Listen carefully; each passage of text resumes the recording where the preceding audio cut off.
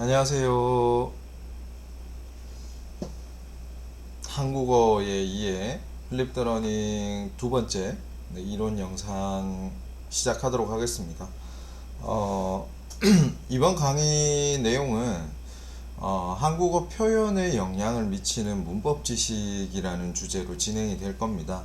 사실은 문법 지식이라고 이야기를 하면요, 이게 좀 뭐랄까요? 그러니까 반드시 필요하냐라고 물어보면 그렇다라고 이야기를 할 수도 있고 사실 그렇지 않다라고 이야기를 할 수도 있어요. 물론 언어를 전공하는 이제 전공자인 제 입장에서는 효과적인 의사소통을 위해서는 문법 지식이 필요해요 라고 이렇게 이제 말씀을 드릴 수 있을 것 같은데, 근데 사실 이제 여러분들도 외국어를 한번 배워보시면 반드시 이제 문법 지식에 대한 부분들을 막 되게 열심히 공부를 해야만 이 이제 한국어 의사소통을 잘 할 수 있다라는 건 또 아니거든요. 조금 애매한 지점인 것 같아요. 애매한 지점인 것 같은데, 그래도 분명하게 말씀드릴 수 있는 거는 외국 사람이 됐든 한국 사람이 됐든 뭐 어떤 형태로 사실은 공부를 하든 간에 이 이제 문법 지식이라는 부분들이 아예 없으면요, 어쨌든 의사소통을 굉장히 그러니까 초급의 어떤 이제 의사소통은 가능할지 모르겠지만, 이제 조금이라도 좀 원활하고 좀 전문적인 그런 내용들을 이야기를 하려면 사실상 한계가 굉장히 뚜렷해질 수밖에 없다라는 점을 여러분들이 좀 이해를 하셨으면 좋겠고요. 그렇기 때문에 이 이제 문법 지식에 대한 부분들, 우리 이제 매개 언어 학습자라고 이야기를 했던 그 이제 외국인, 뭐 다문화, 그리고 이제 이주민, 뭐 이런 사람들, 그런 이제 한국어 활용 계층들이 조금 더 한국 사회에서 원활하게 의사소통을 하기 위해서는 필요한 이제 문법 지식들이 아마도 있을 거다라는 점은 이제 대체로 동의를 할 수 있지 않을까 싶어요. 그래서 이제 뭐 모든 내용들, 문법의 모든 내용들을 제가 이번 시간에 여러분들하고 똑같이 다룰 수는 없고 모두 다룰 수는 없고, 예전에 생각해 보면 제가 이제 이 국어 교육을 전공을 했으니까 거의 한 학기 동안 이제 문법론에 대한 것들을 공부를 했던 건 이제 3학점짜리로 해서요. 그렇게 하면서도 사실은 굉장히 시간이 부족해서 핵심적인 부분들만 이야기를 하는 경향들이 있었는데, 그런 부분들은 아무래도 그러니까 우리가 이 이제 15분짜리의 짧은 영상에서 그 모든 것들을 다 할 수는 없겠죠. 그래서 굉장히 대표적인 것들, 그러니까 이런 것들은 그래도 꼭 필요해요 라는 거, 일단 세 가지 정도를 제시를 해드리는 걸로 내용 공유를 하고 여러분들이 고려할 만한 사항들을 좀 제시를 해볼까 싶습니다. 그러면 이제 내용 시작해보죠. 일단은 품사하고 문장 성분입니다. 이게 용어를 이렇게 써놓으니까 이게 의사소통하는데 크게 필요할까요? 라고 생각을 하는 친구들이 있을 수도 있는데, 실제로 제가 이거를 왜 이제 이야기를 해놨냐면, 한국어를 학습하는 사람들 입장에서는요, 뭐 물론 이제 모국어로서 이제 이 한국어를 공부를 하는 사람들조차 사실 이런 부분들 같은 경우는 굉장히 헷갈려요. 굉장히 헷갈리고 굉장히 좀 사실 이런 이야기를 하게 되면 머리가 딱딱 아파 사실은. 그래서 그러니까 이 부분들을 어떻게 사실은 설명을 해야 될지, 이게 설명을 하는 게 맞을지 아닐지, 이런 부분들에 대해서 좀 논란의 여지가 없진 않을 것 같은데, 근데 제가 말씀드릴 수 있는 거는 분명히 품사, 문장 성분, 이런 이야기들이 이 학습자들이 한국어를 배울 때 상당히 많이 활용이 되는 어휘일 거란 말이죠. 근데 사실은 한국 사람들도 잘 헷갈린다는 게 무슨 이야기냐면, 한국 사람들조차 이 개념에 대해서 명확하게 개념화가 되지 않은 경우가 많다는 거예요. 그러면 예를 들어 가지고 우리가 이제 의사소통을 할 때 이게 지금 이제 이 단어의 성격이 본인이 표현을 하고자 하는 지점에 안 맞아가지고 문제가 발생을 하는 경우도 있고, 단어의 어떤 그런 역할이 이 특정 문장 이제 발화를 하는 그런 문장 안에서 안 맞을 수도 있단 말이에요. 그 부분들이 사실은 정확하게 파악이 돼야 거기에서부터 이 품사든 문장 성분이든 뭐 이런 것들에 대한 고려를 해서 조금 더 정확하고 효과적인 어떤 이제 의사소통들을 할 수가 있는 거죠. 그래서 그런 부분들을 여러분들이 잘 한번 생각해 보시라는 의미에서 이 매개언어 학습자들의 어떤 그런 이제 의사소통에서 이 이제 품사와 문장 성분의 개념이 상당히 중요할 거다라는 말씀을 드리는 겁니다. 일단은 품사는요, 단어의 성격입니다, 여러분. 단어요. 단어는 최소한의 어떤 그런 이제 의미를 가지는 어떤 그런 이제 말의 최소 단위라고 생각을 하시면 될 것 같은데, 우리가 이제 뭐 영어에도 팔품사 이야기를 많이 하는 편이고요. 국어는 실제로 이제 9품사, 9개의 품사가 있는데, 이 품사라고 이야기를 하는 이게 이제 단어가, 이 단어는 이런 성격을 가졌어요. 이 단어는 저런 성격을 가졌어요.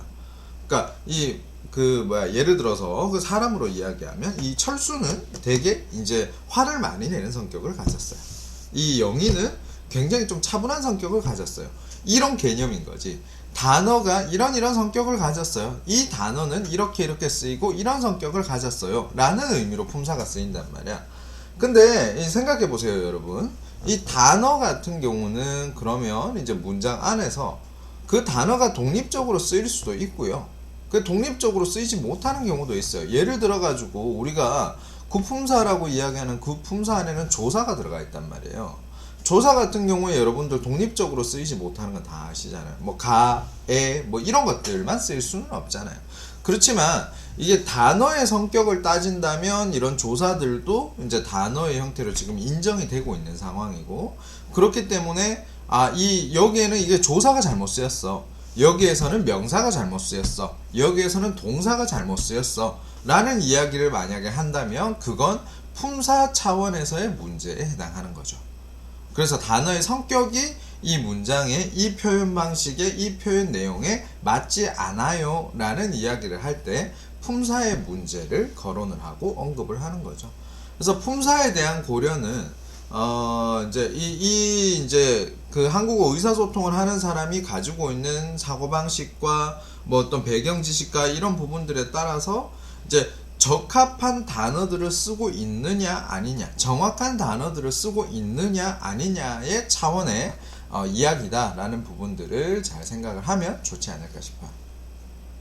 문장 성분은요, 이게 이제 어떤 역할을, 문장 안에서 이게 어떤 역할을 해요? 라는 의미입니다. 여러분들 문장 성분은 뭐 주어, 서술어, 목적어, 보호, 부사, 관용어, 독립어, 이제 이런 7가지의 문장 성분이 있는데, 문장 성분은 여러분들 단어에만 국한된 이야기는 아니에요. 우리가 보통 띄어쓰기를 하잖아요. 그 띄어쓰기의 기준이 이 이제 문장 성분의 기준이라고 1차적으로 생각을 하시면 된다 이겁니다. 예를 들어 가지고 철수가 하면은 밑에 이제 예시에 나오는 철수가라는 내용을 보면 이 명사는 이제 품사는 2개가 들어가 있죠. 철수라는 명사가 있고 가라는 조사가 있단 말이야. 근데 이 철수가라는 이 용어는 사실은 이제 한 개의 문장 성분인 거지. 철수가라는 건 주어의 역할을 한단 말이야.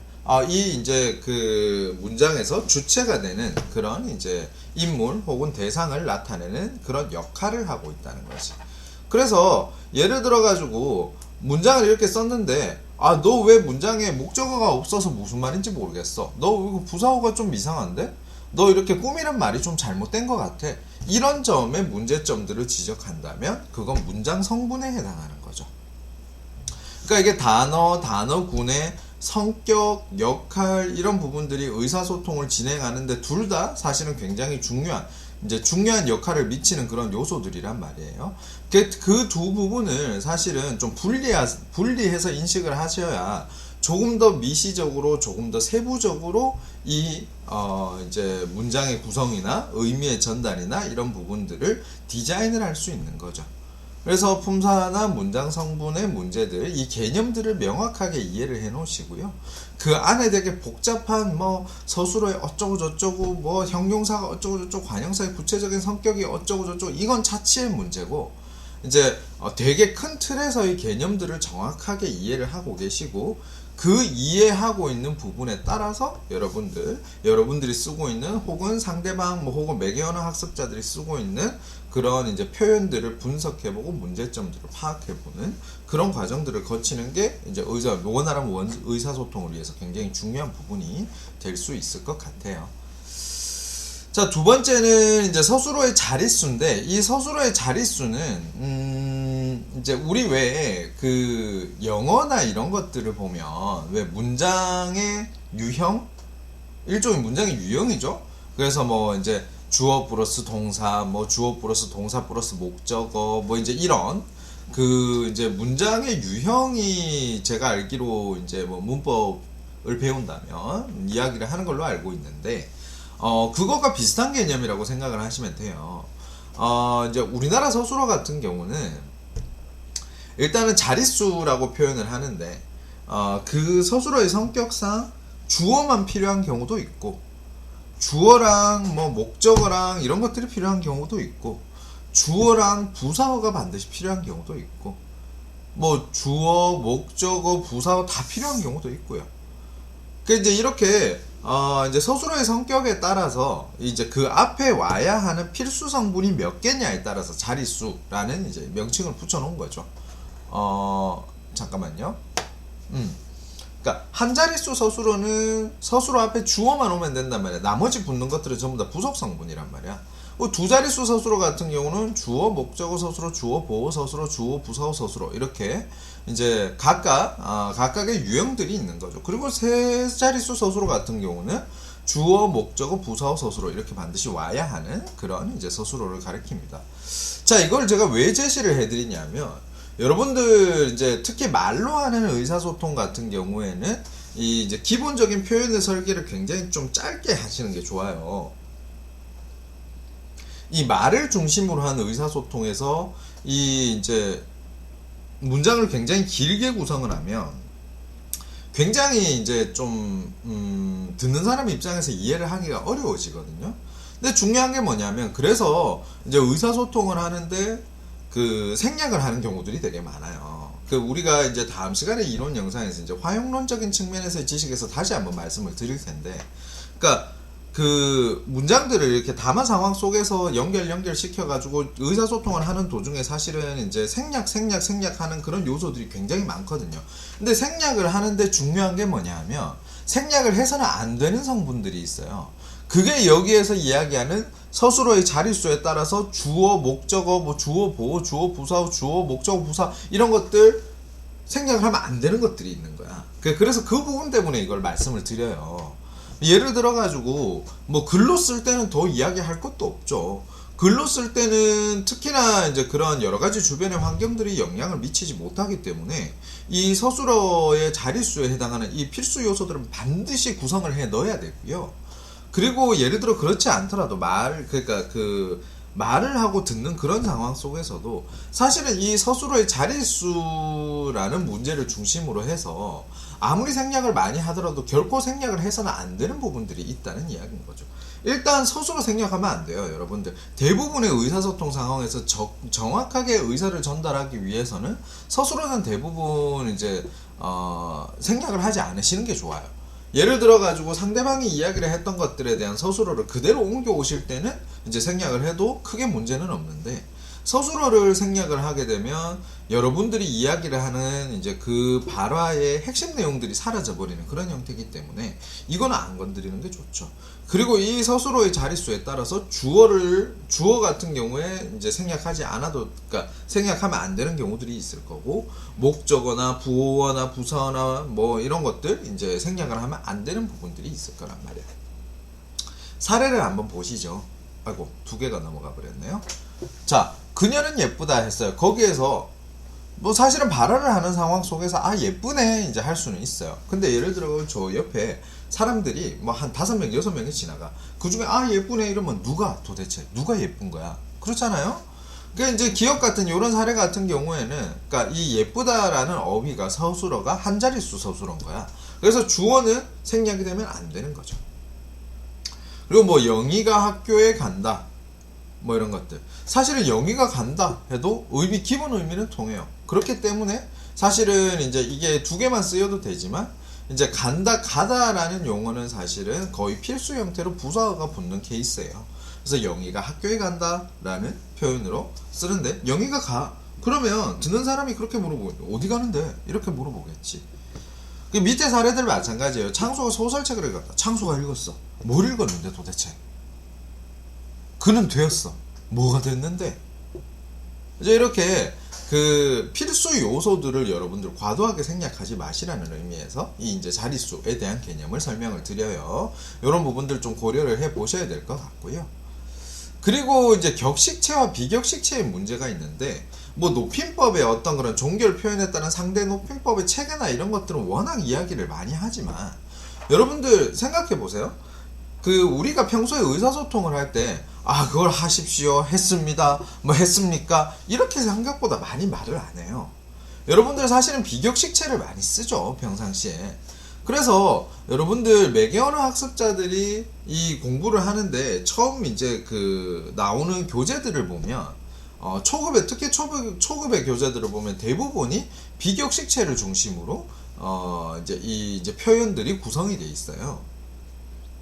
그리고 이제 뭐 중급 고급으로 가더라도 기본적으로 이 이제 매개언어 학습자들 같은 경우에 비격식체를 중심으로 이제 의사소통을 하는 경우들이 굉장히 많단 말이에요. 근데 이제 문제가 뭐냐면 여러분들 격식체는 굉장히 딱딱한 느낌을 주지만 굉장히 공식적이고 또 뭐랄까요 좀 이제 격식이 있는 그런 이제 표현들이죠. 대신에 비격식체 같은 경우는 좀 이제 격식은 상대적으로 없어 보이지만 조금 더 친밀감을 나타내는 그런 표현으로 많이 쓰이죠. 그러면 생각해 보세요 여러분들. 이게 상황에 따라서 다르게 쓰여야 되는 거란 말이야. 근데 여러분들 한 번도 보지도 못한 사람이 갑자기 와가지고 막 이제 해체나 해요체를 막 써. 그러면 생각보다 불편할 수 있습니다 여러분. 그런 부분들 사실은 잘 생각해 보셔야 되는 거죠. 그래서 이게 비격식체의 기능이나 역할이나 이런 것들을 잘 생각해보고 이 이제 매개언어 학습자가 됐든 뭐 이제 한국인 학습자가 됐든 모든 어떤 상황에서 비격식체를 쓰는 건 조금 지양을 해야 되는 부분일 것 같고요. 물론 이제 하오체, 하계체 이런 것들 잘 안 쓰지만 이런 것들이 상황에 따라서 다르게 쓰여야 될 수 있다라는 이 상황 중심적인 의사소통의 그런 이제 스킬 역량들을 좀 어느 정도를 만들어 주실 필요가 있다라는 부분들 말씀드려요. 그리고 한 가지는요. 이런 것들이 있는데 한국어에 과연 하대 그러니까 낮춤 표현이 있느냐라는 거 한번 잘 생각해 보셔야 될 것 같은데요. 이게 조금 오해를 하는 부분이 있는 것 같아요. 여러분들 낮춤 표현 한국어에서 사실은 낮춤 표현은 잘 없어요. 특히나 이런 이제 뭐 격식체, 비격식체 이런 문법적인 요소를 통해 가지고 낮춤 표현이 나오지는 않아요. 여러분들 그러니까 굳이 이야기하면 평대라고 이야기하는 그냥 나와 상대방이 똑같은 그런 이제 관계에서의 어떤 이제 그런 그러니까 똑같이 대한다라는 그런 의미인 거죠. 그리고 똑같이 대한다라는 게 있고 높이는 게 있고 이 두 가지 이제 체제로 돼 있다라고 생각을 하시는 게 맞을 거예요. 실제로 이제 우리나라 같은 경우에도 그러니까 유럽이나 이런 쪽의 어휘 같은 경우는 아까 언어 같은 경우는 그런 부분들이 어느 정도 남아 있는 경우들이 있던데 근데 이제 한국어 같은 경우는 이제 그 신분제가 없어지고 소위 이제 평등사상이라는 게 본격적으로 정착을 하기 시작하면서는 특히 이제 문법적인 요소와 관련해 가지고는 그런 하대에 대한 문법 요소들이 다 없어졌어요. 그래서 지금 이제 하대와 관련된 표현들 같은 경우는 일부 어휘들을 통해 가지고 구현이 되는 형태거든요. 그래서 이게 이제 뭔가 해체나 해라체를 쓰면은 굉장히 이제 상대방을 낮춘다라고 생각을 하기 쉬운데 그러니까 낮추는 게 아니라 사실은 그냥 이제 상대방하고 나하고 동선상에서 이제 대화를 한다라고 생각을 하시는 게 아마 맞지 않을까 싶어요. 이런 것들 상당히 오해하기 쉽기 때문에 사실은 굳이 제가 이제 말씀을 드려요. 그래서 이런 부분들 이제 특히 매개언어 학습자들이 들어왔을 때 그러니까 한국어에 대해서 공부를 할 때 좀 이제 굉장히 어려울 수 있지만 의사소통을 원활하게 진행하는데 상당히 필요한 부분이라고 할 수 있고요. 그래서 이런 부분들을 뭐 한국어 교육이 됐든 뭐 한국어의 어떤 그런 이해의 측면이 됐든 아니면 뭐 이제 교육이나 뭐 문화 프로그램을 만드는 차원이 됐든 상당히 좀 중요하게 고려가 돼야 되는 부분이 아니지 않을까. 중요하게 고려되어야 하는 부분이 아닐까라는 생각을 해봐요. 자, 그러면 이런 부분들을 참고를 하셔가지고요, 프로젝트에 대한 부분들 잘 진행을 하시면 좋지 않을까 싶어요. 자, 그러면 두 번째 이론 영상 여기까지 하고 마치도록 하겠습니다. 수고하셨습니다.